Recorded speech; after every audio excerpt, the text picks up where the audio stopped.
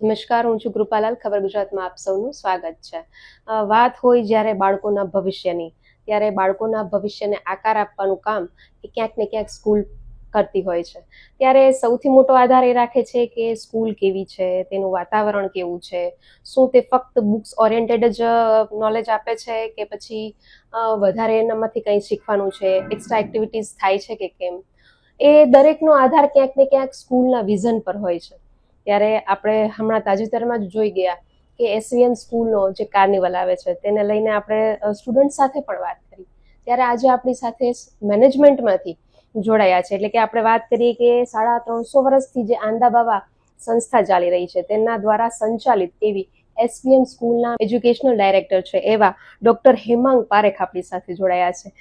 જેના વિશે આમ વધારે વાત કરું તો તેઓ ક્યાંક ને ક્યાંક માઇન્ડ પાવર ટ્રેનર સાથે સાથે સર્ટિફાઈડ NLP માસ્ટર પ્રેક્ટિશનર પણ છે. તેઓ આપણી સાથે જોડાયા છે, ત્યારે તેમની સાથે આ કાર્નિવલને લઈને થોડીક વધારે વાત કરીશું, સાથે સાથે સ્કૂલના વિઝનને લઈને પણ ખાસ વાતચીત કરીએ. ખબર ગુજરાતમાં આપનું સ્વાગત છે સર. જે રીતે મેં ઇન્ટ્રોડક્શનમાં કીધું, જ્યારે તમારી પ્રોફાઇલ જોઈ ત્યારે આમ તો લગભગ 7-8 ડિગ્રીઓ આપ ધરાવો છો. ત્યારે સૌથી પહેલો ક્વેશ્ચન તો હું તમને એ જ પૂછું છું કે તમારું જે આટલું બધું ક્વોલિફિકેશન છે, કે તમારું આટલું નોલેજ છે, કે તમારી જે માસ્ટરી કહેવાય એ છે, એ ક્યાંક ને ક્યાંક આ એજ્યુકેશનલ ફિલ્ડ પર શું ઇફેક્ટ આપે છે અને કઈ રીતે તમે તેમાં એને યુઝ કરો છો? આપણે કાર્નિવલ ને સેન્ટરમાં રાખીને આજનો આપણે ઇન્ટરવ્યૂ કન્ડક્ટ કરીએ છીએ. તો આ કાર્નિવલનો જન્મ જે થયો છે એ મારા જે એજ્યુકેશનના પોઈન્ટ સાથે કનેક્ટેડ છે. હવે એના માટે હું લોકો સુધી એક ઇન્ફોર્મેશન પહોંચે ને થોડું વિચારતા થઈએ, એના માટે હું એક મુદ્દો મૂકવા માંગીશ અને થોડીક વાત એક શેર કરવા માંગીશ કે 350 વર્ષથી આજે જે સંસ્થા ચાલી રહી છે, આંદા બાવા સંસ્થા, એને જ્યારે આ સ્કૂલ બનાવવા માટેનો વિચાર કર્યો તો બટ ઓબ્વિયસ છે કે આપણે દશકાઓ નહીં પણ સદીઓની વાત કરીએ છીએ કે આટલા વર્ષોની એક લેગેસી ધરાવતી સંસ્થા કે જેના અત્યારે પ્રમુખશ્રી છે શ્રી દેવપ્રસાદજી બાપુશ્રી, એમનું એક વિઝન હતું, કેમ કે એ પોતે એક ગોલ્ડ મેડાલિસ્ટ છે, વેદાંતાચાર્ય, અને એ કાશી વિશ્વવિદ્યાલયમાંથી ગોલ્ડ મેડાલિસ્ટ થયેલા છે અને એ યર ઓન યર અપગ્રેડ થયેલા છે. તો એનું પોતાનું એક વિઝન હતું કે એજ્યુકેશનમાં શું હોવું જોઈએ, કેમ કે એને સનાતન સંસ્કૃતિથી શરૂ કરી અને બદલતો સમય અને આખા વિશ્વનો પ્રવાસ કર્યો છે. તો એને એટલું તો સમજાતું હતું કે નવી પેઢી કઈ દિશામાં તૈયાર થવી જોઈએ. હવે ancient Indian education system, modern Indian education સિસ્ટમને કોલાબરેટ કરીને એક એવી ફોર્મેટ ડિઝાઇન કરવી, તો એના માટેની એમની પોતાની એક ઈચ્છા હતી ને એ દિશામાં એ કંઈક વર્કઆઉટ કરવા માંગતા હતા. મારું ને એમનું મળવાનું થયું. કુદરતનું જે કંઈ પણ ઈચ્છા હશે કે હું એ દિશામાં મારો અભ્યાસ ચાલતો હતો, as a mind power trainer from the student life હું વર્કઆઉટ કરતો હતો. હવે એક સમય એક પોઈન્ટ આવીને એવું વિચાર આવ્યો કે આ જે નોલેજ છે એ નોલેજ તો કોર્પોરેટમાંય યુઝ થઈ શકશે, બિઝનેસમાંય થઈ શકશે, બહુ બધા સેક્ટર્સમાં થઈ શકશે. તો કયા સેક્ટરમાં આનો ઉપયોગ કરવો? તો એજ્યુકેશન સેક્ટરમાં કરવો એ વિઝન મને દેવપ્રસાદ બાપુશ્રીને મળીને ક્લિયર થયું કે ભાઈ લાઈફને ડિવોટ કરવી છે તો આ નોલેજ સાથે તમે એજ્યુકેશન ફિલ્ડમાં કરો. પછી એજ્યુકેશન ફિલ્ડમાં મારી ડીપ ડાઈવ વધારે સ્ટ્રોંગલી શરૂ થઈ અને એમાં આઈ કેમ ટુ નો કે આજની તારીખે ભારત દેશની જે સ્થિતિ છે એ શું છે ને શું કામ છે એજ્યુકેશનમાં. આપણે આપણો શિક્ષણનો જે ભવ્ય સાંસ્કૃતિક વારસો છે એ આપણા રૂટીન લાઈફસ્ટાઈલને પ્રેક્ટિસીસમાંથી નીકળી ગયો છે, કેમ કે લગભગ છેલ્લા 500 વર્ષના ઇતિહાસમાં કોલાબરેટિવ લોસીસ થયા છે આપણને, આપણા સંસ્કૃતિને, એજ્યુકેશનને સૌથી વધારે ડેમેજ થયું છે એજ્યુકેશન. અને દેશ આઝાદ થયો ત્યારથી આ 75-76 વર્ષની જર્નીમાં જે 5 પેઢી, અત્યારે 5મી પેઢી આપણી સામે છે, આપણે લોકો 4થી 5મી પેઢી કહી શકાય, તો એ લોકો બેઝિક સર્વાઈવલ થિંગ્સમાંથી એટલા માંડ ઉપર આવ્યા છે કે એજ્યુકેશનનો તો ખાલી છેલ્લો દસકો જ એવો છે કે જે થોડો હેપનિંગ ગયો છે. એ પહેલાંનો સમય જે એજ્યુકેશનમાં હતો that was very dry and very poor, કેમ કે એવો બેઝ જ નહોતો, ફાઉન્ડેશન જ નહોતો. તો આપણે ખાલી ઇતિહાસમાં જઈએ, જે મારો PhD મેં જે ટોપિકમાં કરેલું છે, તો જે મારી ડિગ્રી છે, જે મારું ક્વોલિફિકેશન છે, એ આખા વિશ્વમાં હાર્ડલી 20-25 જણા લોકો પાસે હશે. તો અમારી જે જર્ની છે એમાં અમે વી કેમ ટુ નો કે ભાઈ ઇન્ડિયામાં સૌથી લાસ્ટ એજ્યુકેશન સિસ્ટમ જે ફોલો થતી હતી that was design by the Chanakya. ચાણક્યએ જ્યારે આખું એજ્યુકેશન સિસ્ટમ રિફોર્મ કર્યું ત્યારે એનું એક આખું રિસર્ચ હતું, કેમ કે એ જ્યારે અભ્યાસ કરતા હતા તક્ષશિલામાં ત્યારે એમને જોયું કે આ છેલ્લા 10,000 વર્ષમાં ગૌતમ ઋષિ, યાજ્ઞવલ્ક્ય ઋષિ, સાંદીપની ઋષિ, વશિષ્ઠ ઋષિ, આ બધાથી ઉત્તરોત્તર આ જ્ઞાન અને એજ્યુકેશન સિસ્ટમ ને પોલિસીસ બની.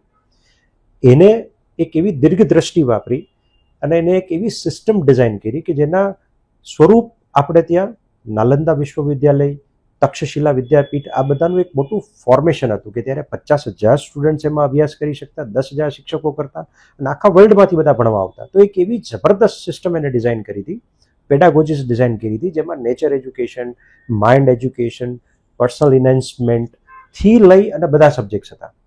પ્લસ એને કેમ ભણવાના એની બધી પદ્ધતિઓ હતી. બહુ ડિટેલમાં તો એનું અત્યારે ન કહી શકાય, પણ મારા પીએચડી રિસર્ચમાં એ વસ્તુ બહુ ડેપ્થમાં સ્ટડી કર્યું.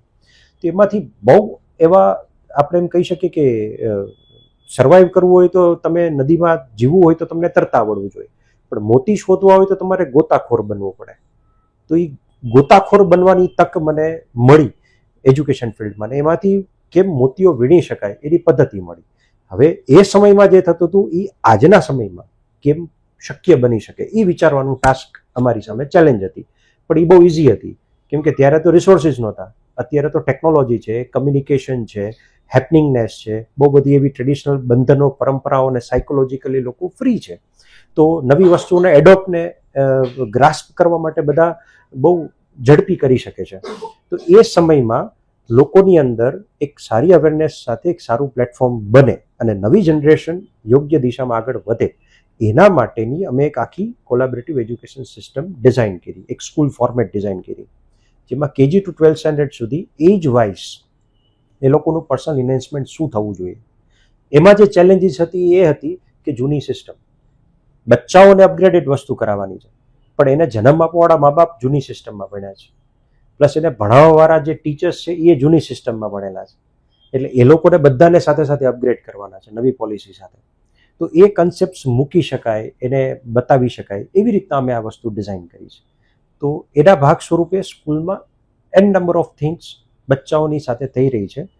એમાં જે મોટી બાબતો એ લોકોને પ્લેટફોર્મ આપે છે એમાંનું એક ઇવેન્ટ છે કાર્નિવલ. ઓકે, તો આપ જે રીતે તમે કીધું કે મોતી ગોતવાનું કામ સૌથી મોટી જવાબદારી, તો કાર્નિવલ જ શા માટે અને આ પ્રેરણા તમને કેવી રીતે અને ક્યાંથી મળી? વેરી ગુડ, ખૂબ સારો સવાલ. હું ઘણી વખત બાપુશ્રી પાસેથી આધ્યાત્મિક દ્રષ્ટિકોણથી અને શિક્ષણના સિદ્ધાંતો, વિદ્યાર્થી અવસ્થાના લક્ષણો, શિક્ષક આપણે ગુરુ બન્યા હોય કે આપણે શિક્ષણના ક્ષેત્રમાં જોડાયેલા હોય તો આપણા કેરેક્ટરમાં કેવી એવી વસ્તુઓ હોવી જ જોઈએ, એના માટે રોજબરોજ શું સાધના અને તપસ્યા કરવી, એનું નોલેજ બાપુશ્રી પાસેથી અમે સમયે સમયે મેળવતા હોઈએ. તો એમાં બાપુશ્રી એક વખત મારી સામે એક મુદ્દો એવો મૂકેલો કે એમાં કોઈ પણ ગુરુકુલ હોય તો એમાં વર્ષમાં એક તો એવો પ્રસંગ બનવો જ જોઈએ કે જેમાં તમામે તમામ લોકો એ એક વસ્તુ માટે એક સાથે કાર્યરત થાય, ઇન્વોલ્વ થાય અને એક સાથે લર્નિંગ કરી શકે.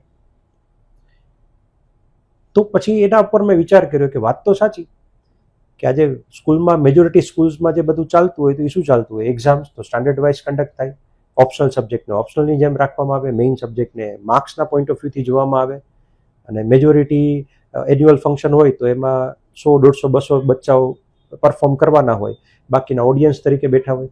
તો એવો તો કોઈ પ્રસંગ જ નથી આવતો જેમાં બધા ઇન્વોલ્વ થાય છે. તો મૂળ અહીંયાથી શરૂઆત થઈ કે બધા ઇન્વોલ્વ થાય એવું શું કરવું. પછી એમાં બાપુશ્રી તરફથી માર્ગદર્શન મેળવ્યું કે આવું શું કામ કરવું જોઈએ. તો કે દરેક જગ્યાની એક ઓરા અને વાઇબ્સ હોય, બરાબર છે. તમે એ ઓરા અને વાઇબ્સને સતત મેનેજ અને મેન્ટેન કરો તો જ એનો પ્રભાવ તમને બતાવી શકે. તો સ્કૂલ જે છે એની ઓરા અને એની એક વાઇબ્સ મેન્ટેન થવી જોઈએ. એટલે એમ કહીએ કે જે પવિત્ર જગ્યા હોય એમાં વર્ષમાં એક મહાયજ્ઞ થવો જ જોઈએ. મહાયજ્ઞ ના થાય તો એ જગ્યાની સાતત્યતા ના જળવાય.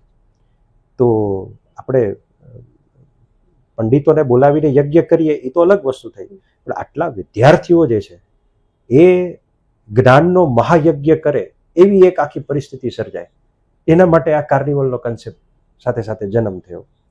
હવે આ કાર્નિવલ જે ડિઝાઇન થયું છે એ એવી રીતે થયું છે કે જેમાં સ્કૂલમાં જે કરવામાં આવી રહ્યું છે એ દરેક વસ્તુનું પ્રેક્ટિકલ પ્લેટફોર્મ.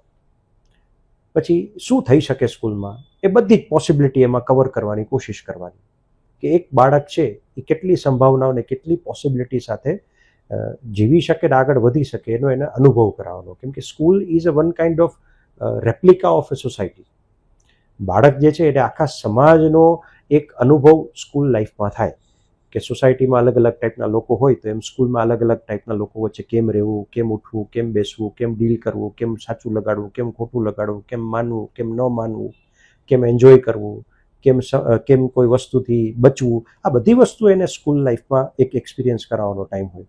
એવી જ રીતે રિયલ લાઈફ માટે એને તૈયાર કરવાના, કેમ કે સૌથી વધારે મોટી રિસ્પોન્સિબિલિટી હું માનું છું કે જેટલી કોલેજ અને યુનિવર્સિટીઝની છે એનાથી 1000 ગણી વધારે મોટી રિસ્પોન્સિબિલિટી સ્કૂલની છે. બરાબર છે. માતા પિતાની એક બહુ મોટી મર્યાદા આવી જાય ને એમાં આજનો સમય એ એટલો ચેલેન્જિંગ છે પેરેન્ટ્સ માટે, એટલો બધો પેરેન્ટિંગના, કેમ કે એને જે નથી મળ્યું ને એ જ એને દેવાનું છે. મા બાપને પોતાને નથી ખબર કે મારે કરવાનું શું છે, કેમ કે એટલું ફાસ્ટ ચેન્જિંગ છે દરેક વસ્તુ કે એ લોકો હવે એની નીડ સર્વાઈવ કરે, કામ કરે કે પછી આમાં ધ્યાન દે. તો એ બધી રિસ્પોન્સિબિલિટી સ્કૂલ્સ ઉપર આવે છે અત્યારે કે એને પેરેન્ટ્સને પણ સાથે રાખવાનું છે અને બચ્ચાને ફ્યુચર માટે રેડી કરવાનું છે ને અત્યારના સમયમાં એ પેરેન્ટ સાથે કેમ કોપઅપ કરીને રહી શકે એના માટે પણ એની અંદર એક સારા સંસ્કાર આપવાના છે. એટલે બાપુશ્રીએ અમને SVM નો એક લોગો આપી દીધો છે મોટો, કે સંસ્કાર, વિનમ્રતા અને મર્યાદા. જ્યારે અમે બાપુશ્રીને પૂછ્યું બાપુશ્રી સંસ્કાર સમજાણું પણ વિનમ્રતા થોડુંક વધારે સમજાવો અમને અને મર્યાદા સમજાવો. અને મર્યાદા તો કાંઈ નથી સમજાતું, કેમ કે મર્યાદાને તો આપણે હંમેશા નેગેટિવ જ જોઈએ કે લિમિટ. બરાબર. ત્યારે બાપુશ્રીએ મને બહુ એક સરસ જવાબ આપ્યો કે વિનમ્રતા એટલે શું, તો કે કોઈ પણ શાસ્ત્રમાં, કોઈ પણ શ્લોકમાં ક્યાંય એવું નથી લખેલું કે જ્ઞાનની દેવી એ સરસ્વતી છે. હવે આપણા માટે શોકિંગ બાબત છે. આપણે તો શું સમજીએ, સરસ્વતી માતા છે એટલે જ્ઞાનની દેવી, પણ કે કોઈ જગ્યાએ કોઈ શ્લોકમાં એ વસ્તુનું વર્ણન નથી. પણ એ વર્ણન છે કે સરસ્વતીજી જે છે એ વિનમ્રતાની દેવી છે. અને જ્યારે વિનમ્રતા તમને સરસ્વતીજીની કૃપાથી પ્રાપ્ત થાય ત્યારે વિનમ્રતા તમારી અંદર જ્ઞાનનો ઉદય કરાવે છે. એટલે જે વ્યક્તિ વિનમ્ર નથી એની પાસે જ્ઞાન નથી અને એ જ્ઞાની નથી બની શકતો. એટલે જ્ઞાની બનવાની સૌથી પહેલી ક્વોલિફિકેશન વિનમ્રતા છે.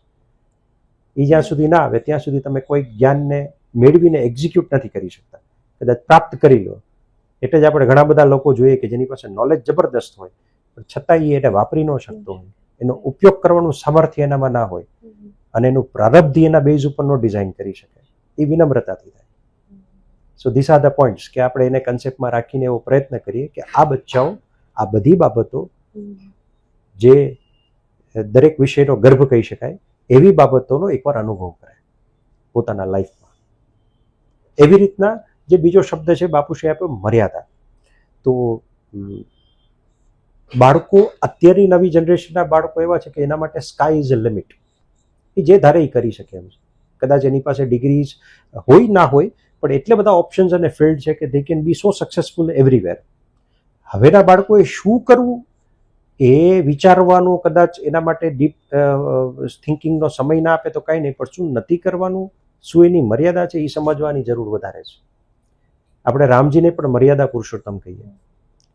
તો રામજીની કોઈ લિમિટ નહોતી પણ એની પાસે જે શક્તિ છે, સામર્થ્ય છે, એને કેમ ઉપયોગમાં લાવવું. હવે SVM તો એ કન્સેપ્ટ નીચેથી ઉપર જાય છે. મર્યાદા સમજો તો વિનમ્રતા ભાવ જન્મશે. આ બંને હશે તો સંસ્કાર ઉચ્ચ આવશે, કેરેક્ટર સ્ટ્રોંગ બનશે. સો દેટ ઇઝ મર્યાદા. એટલે અમે એવો પ્રયત્ન કરીએ છીએ કે સ્કૂલમાં બાળક જે છે તો એને દરેક વસ્તુને એટલી ખબર પડે કે ભાઈ છે તો ભાઈ સાથે ઝઘડો થઈ શકે પણ તમે એને ગાળો ન કાઢી શકો, એ મર્યાદા છે. બરાબર છે. મોટો ભાઈ છે તો મોટા ભાઈને તમે કોઈ વસ્તુ માટે ના કહી શકો, એની પાસે તમે મસ્તી કરી શકો પણ તમે મોટા ભાઈથી નકારાત્મક ભાવ કે એના વિરોધમાં ના જઈ શકો, એના વિરોધી ન થઈ શકો. તો આવી ગર્ભિત બાબતની જે સમજ જે છે એ મર્યાદા છે.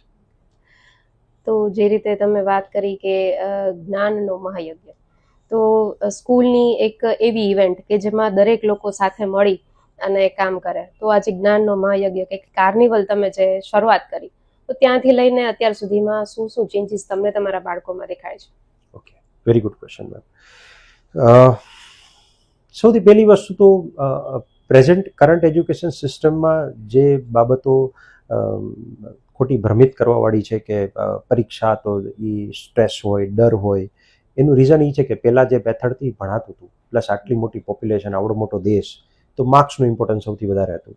પણ એજ્યુકેશનની અંદર દેર આર ઇવેલ્યુએશન એસેસમેન્ટ માટેની 4 મેથડ છે: નેચરલિઝમ, રિયાલિઝમ, પ્રેગ્મેટિઝમ અને માર્કિઝમ.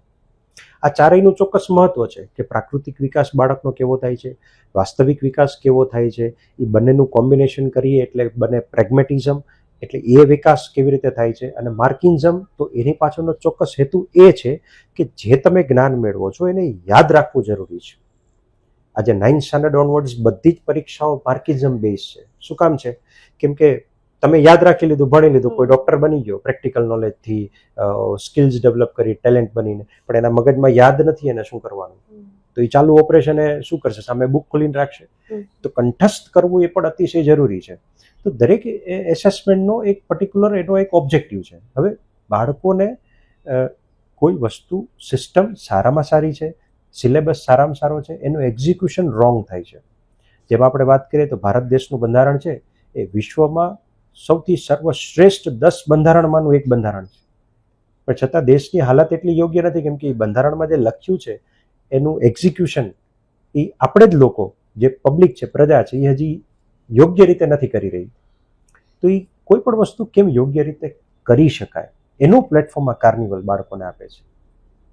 કે ટીમવર્ક કરવું હોય તો યોગ્ય રીતે કેમ કરી શકાય, વિચારવું હોય તો કેમ વિચારી શકાય, કોઈ સબ્જેક્ટના ડેપ્થમાં જવું હોય તો કેમ જઈ શકાય, લર્નિંગ કરવું હોય તો કેમ યોગ્ય રીતે કરી શકાય. દરેક વસ્તુ સક્સેસફુલ થાય એમ નહીં, ફ્રૂટફુલ કેમ થઈ શકે. સફળ થવાના તો હજારો રસ્તા છે, પણ એ ફળદાયી હોય, ફ્રૂટફુલ હોય, હેપનિંગ હોય, એ વસ્તુ કેમ થાય, એના માટેનો આ કન્સેપ્ટ કામ કરે છે. તો તમે જે રીતે પ્રયાસ કરી રહ્યા છો કે લગભગ બધા જ બાળકો કાર્નિવલમાં જોડાય અને ક્યાંક ને ક્યાંક કશુંક ને કશુંક ક્યાંથી લઈને જાય કે શીખીને જાય, તો આ બધા એક સાથે એક પ્લેટફોર્મ ઉપર કેવી રીતે મેનેજ કરશો અને કેવી રીતે પોસિબલ છે આ બધું? ઓકે, 4 દિવસ અમે કાર્નિવલ રાખ્યો છે અને સવારે ઓડિયન્સ માટે, પબ્લિક માટે સવારે 9 થી બપોરે 3 સુધીનો સમય છે. એટલે અમારા બાળકો જે છે એનો સમય સવારે 8 થી સાંજના 5નો છે, જેને અમે 2 શિફ્ટમાં ડિવાઈડ કર્યું છે, 8 થી 1 અને 12 થી 5. હવે આખી સ્કૂલના જેટલા બાળકો છે એ લોકોને શિફ્ટ વાઇઝ જોવા જઈએ તો 8 શિફ્ટ આવે, 4 દિવસની 8 શિફ્ટ. 8 શિફ્ટમાંથી અમે એ લોકોને બધાને 6 શિફ્ટ અલોટ કરશું. એટલે 2 શિફ્ટ, એટલે કે 1 દિવસ એ લોકોને ખાલી મળે કે એ લોકો પોતે આખું કાર્નિવલ જોવે. હવે 6 શિફ્ટ છે એટલે એ લોકોને 6 એરિયા ઉપર કામ કરવાનો અનુભવ મળશે. હવે ઉપર એજ્યુકેશન એક્ઝિબિશન ચાલી રહ્યા છે જેમાં બધા યુનિક પ્રોજેક્ટ્સ મૂકેલા છે સબ્જેક્ટ વાઇઝ. તો એમાં એ લોકોને કોઈ પણ 2 સબ્જેક્ટમાં પરફોર્મ કરવાનો ચાન્સ મળશે. પછી રોટેટ થશે. પછી નીચે લાઈવ કોર્નર ચાલી રહ્યું છે, તેમાં લાઈવ પરફોર્મન્સીસમાં જે બચ્ચાઓ છે એ લોકોની એક શિફ્ટ ત્યાં જશે. મ્યુઝિકલ બેન્ડમાં જે લોકો છે, મ્યુઝિકની વિશારદ સુધીની પરીક્ષા આપતા બાળકો પોતાના જે પરફોર્મન્સીસ બતાવશે અલગ અલગ ઇન્સ્ટ્રુમેન્ટ્સના, તો એ બાળકો ત્યાં જશે. પછી ફૂડ ફિએસ્ટા ચાલે છે, તો એની અંદર ડ્યુટીઝ સેટ થશે કે એમાં ઓર્ડર લેવાથી લઈ લોકોને પીરસવું, 1-2 જણા સમજાવવાનો, 2 જણા ઓર્ડર લેવાનો, 2 જણા રસોડામાં મેનેજમેન્ટ કરવાનું, 5 જણા રસોડામાં તૈયાર કરવાવાળા અને 2 જણા પીરસવાવાળા. તો એવી રીતે આખી ટીમ બનશે. પછી અમુક યુનિક વસ્તુઓ, કોમર્સના સ્ટુડન્ટ્સ છે તો એ લોકો સેલિંગ કન્સેપ્ટ્સ અને માર્કેટિંગ મેનેજમેન્ટ એના કન્સેપ્ટ્સ ઉપર અમુક વસ્તુ સેલ આઉટ કરવાની કોશિશ કરશે. જેમ કે આર્ટ એક્ઝિબિશન છે, તો આર્ટ એક્ઝિબિશનમાં અમારા બચ્ચાઓએ થ્રુ આઉટ ધ યર જે બધી યુનિક આઇટમ્સ બનાવેલી છે કે જે રોજબરોજ ડે ટુ ડે કન્ઝપ્શનમાં લઈ શકાય, તો એને સેલ કરવાનો પ્રયત્ન કરશે. ફૂડ ફિએસ્ટા છે તો એમાં બધી વસ્તુ અલગ અલગ ડિશિસ છે, તો એ લોકોને સેલ કરવાનો પ્રયત્ન કરશે કે તમે આ ચાખો, અને બધાના નોમિનલ પ્રાઇઝીસ હશે. પછી ફનફેર છે, તો ફનફેરની અંદર બધા ગેમ્સ છે તો એના બહુ નોમિનલ ચાર્જીસ રાખેલા છે. અને ચાર્જીસ અમે એટલા માટે રાખેલા છે કે અમારા બચ્ચાઓ દ્વારા એક આખી ચેરિટી એક્ટિવિટી થાય છે. આટલા બધા બાળકોનો એક મહાયજ્ઞ ચાલી રહ્યો છે, તો એમાં દરેક કન્સેપ્ટ આવવા જોઈએ. તો સોશિયલ સ્ટડીઝમાં જે એનજીઓનો કન્સેપ્ટ, અમે એનજીઓ છીએ, તો નોન ગવર્મેન્ટ ઓર્ગેનાઇઝેશન્સ જે સેવા કાર્ય સંસ્થા માટે કરતી હોય સમાજ માટે, તો એનો કન્સેપ્ટ બચ્ચાઓ સમજે ને. હવે તો બધી કોલેજ ને યુનિવર્સિટીએ કમ્પલસરી કરી નાખ્યું છે કે કોઈ પણ બચ્ચું ગ્રેજ્યુએશન કરે છે તો એને લાસ્ટ યરમાં 90 આવર્સનું એનજીઓની ઇન્ટર્નશીપ ઇઝ કમ્પલસરી. બરાબર છે? તો અમારા બચ્ચાઓ અત્યારથી કન્સેપ્ટ ઉપર જાય તો એ લોકો આ બધાથી જે કંઈ પણ ફંડ કલેક્ટ કરશે એ બધું સોલ્જર્સ રિલીફ ફંડમાં કલેક્ટર ઓફિસમાં ડોનેટ થશે, જે અમે છેલ્લા 10 વર્ષથી કરીએ છીએ. દર વર્ષે બચ્ચાઓ 30, 40, 50 હજાર રૂપિયા જેવું કલેક્ટ કરે 4 દિવસમાં, અને એમાં જે ઘટતી રકમ હોય એ અમે એડ કરીએ બાપુશ્રી સંસ્થા તરફથી, અને એક રાઉન્ડ ફિગર કરી અને અમે સોલ્જર્સ રિલીફ ફંડમાં એવરી યર ડોનેટ કરીએ છીએ. એટલે બચ્ચાઓ દ્વારા એક ચેરિટી એક્ટિવિટી થાય. જે આવે છે એ લોકો પણ રાજી થઈને આ વસ્તુ આપતા હોય છે, કેમ કે એ લોકોને ગમે, કંઈક કામની વસ્તુ છે અને બચ્ચાઓના એફર્ટ છે.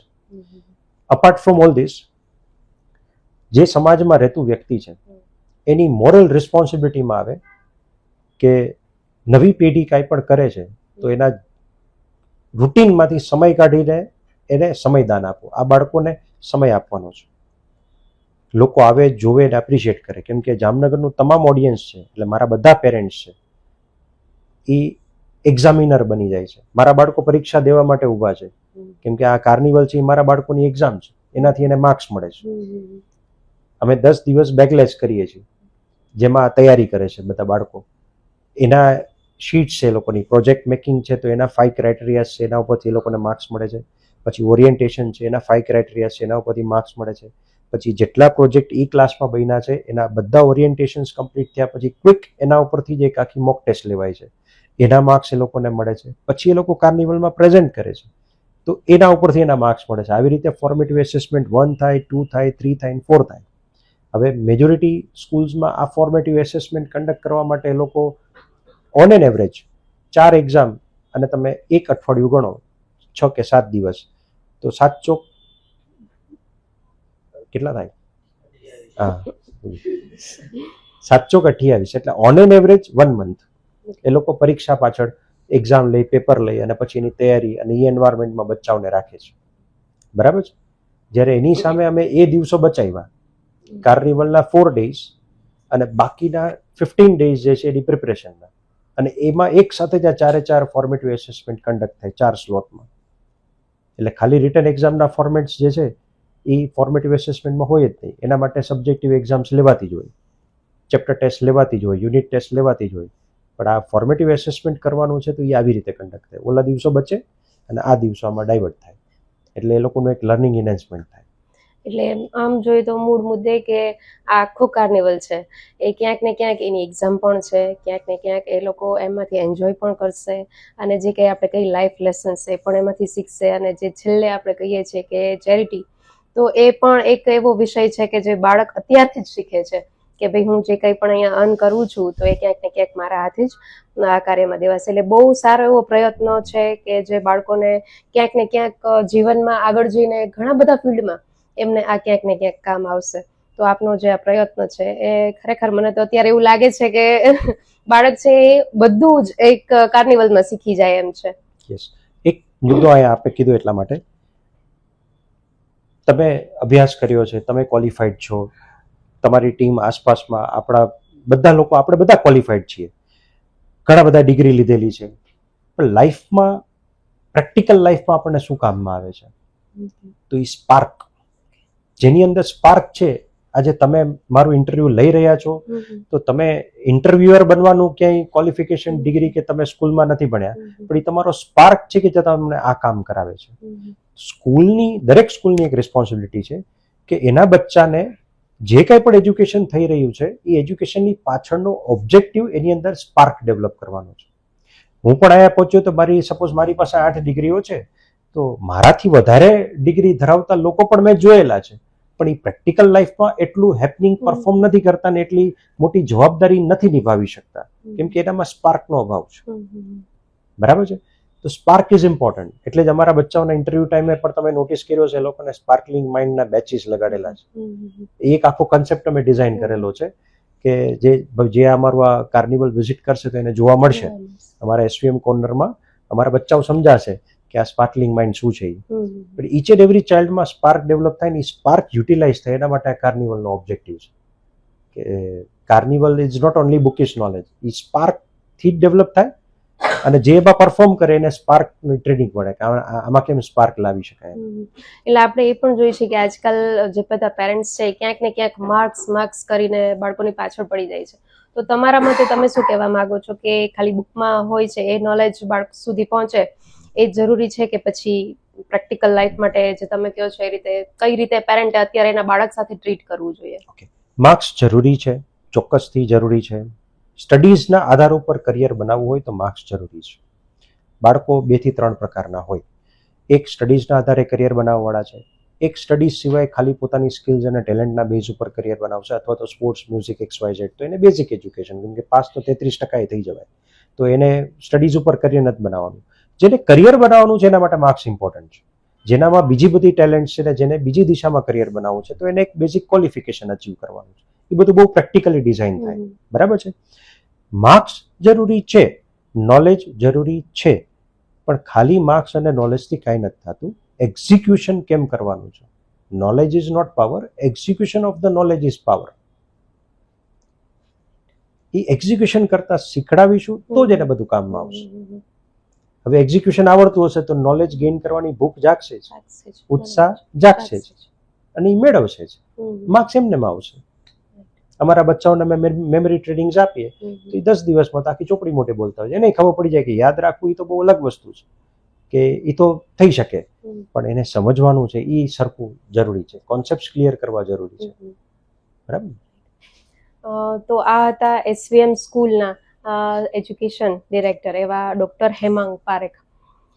એમના વિશે આમ જોઈએ તો ઘણું બધું નોલેજ એમને આપણને આપ્યું. સ્કૂલના વિઝન વિશે જ્યારે આપણે વાત કરી હતી ત્યારે સ્કૂલના વિઝનથી લઈને આજના પેરેન્ટ્સે શું કરવું જોઈએ, કે પછી આજના સ્ટુડન્ટ્સ આ પ્રકારની એક્સ્ટ્રા એક્ટિવિટીઝમાંથી શું શું શીખે છે, એ વગેરે મુદ્દા ઉપર ઘણું બધું એમને આપણને વાત કરી છે. ત્યારે હવે આપણે વાત કરીશું મૂળ કે જે એજ્યુકેશનલ કાર્નિવલ એ લોકો કરવા જઈ રહ્યા છે.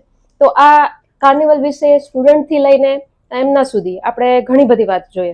ત્યારે હવે સમય આવી ગયો છે કે આ કાર્નિવલ આપણે જોવાનો છે, કે જે એમને આપણને વાત કરી છે કે સ્ટુડન્ટ્સે કહ્યું કે આટલા આટલા પ્રોજેક્ટ છે, આટલી આટલી ગેમ છે, ફન છે, અને સાથે સાથે આપણે એ પણ જોવાનું છે કે આ હવે આપણા બાળકો આ પ્રકારની એક્ટિવિટીઝ કરીને શું શીખશે.